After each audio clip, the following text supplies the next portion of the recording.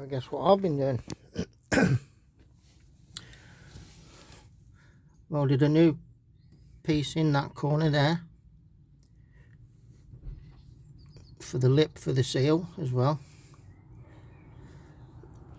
Welded a new piece here, about 4 inches. Found some holes. Put a piece in there. Put a piece in there. And put a piece in there.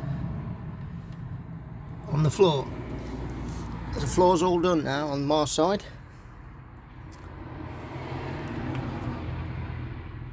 Just gotta give it a top coat of black. And that's what she looks like in there. Top coat of black, and she's done that side. And then I'm going to tackle these. So I've got some little tiny holes there that I need to fill up,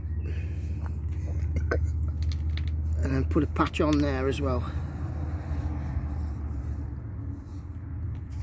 And that's it then. The only thing left to do then is the footwell, which I'm not doing yet because I haven't got the footwell.